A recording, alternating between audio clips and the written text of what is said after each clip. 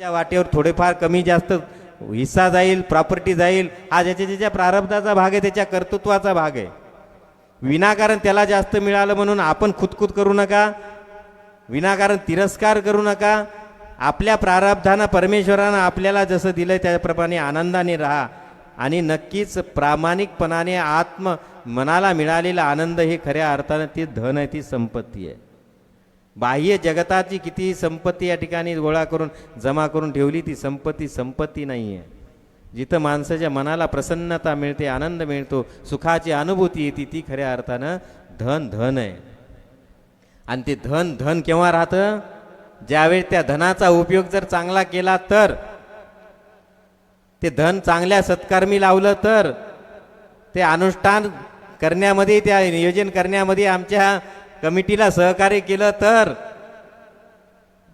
मग आर्थिक रूपानं असेल, वेगवेगळ्या नियोजनाच्या रूपानं असेल किंवा अन्नदानाच्या रूपानं असेल, जे काही आपल्याला भार त्याच्यातला घेता येईल त्याच्यासाठी धन खर्च केलं तर त्याच्या खऱ्या अर्थाने धन आहे.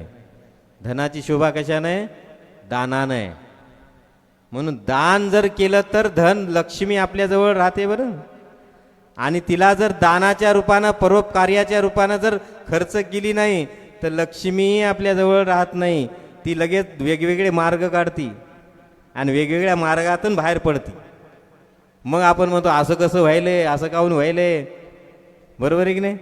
पोरगं इकडं काहून चाललंय, नवरा तिकडं काहून पळायलाय, घरातलं असं काहून व्हायले, पैसात टिकणं, लक्ष्मीत राहीनं, वाईट मार्ग मिळाले, वाईट मार्गावर लागायले, हे विविध कारणं जे निर्माण होतात की नाही, ही लक्ष्मी गुटमरल्यासारखी होती. आणि ज्या घरामध्ये लक्ष्मी गुटमरल्यासारखी झाली, ती अशा वेगळ्या विचारानं मार्ग बाहेर काढती, बाहेर पडायचा.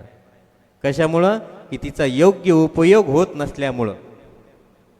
त्याच घरामध्ये लक्ष्मी शाश्वत राहते असते. कोण्या घरामध्ये? ज्या घरामध्ये धर्म आहे, धर्माचं आचरण आहे, त्या ठिकाणी तिचा उपयोग धर्मकार्यासाठी होतो, राष्ट्रकार्यासाठी होतो, समाजकार्यासाठी होतो, आईवडिलांच्या सेवेसाठी होतो, गुरुच्या कार्यासाठी ज्याचा उपयोग केला जातो, ती लक्ष्मी घरामध्ये सदैव शाश्वत राहते, उलट बरकत आणते, वाढत जाते.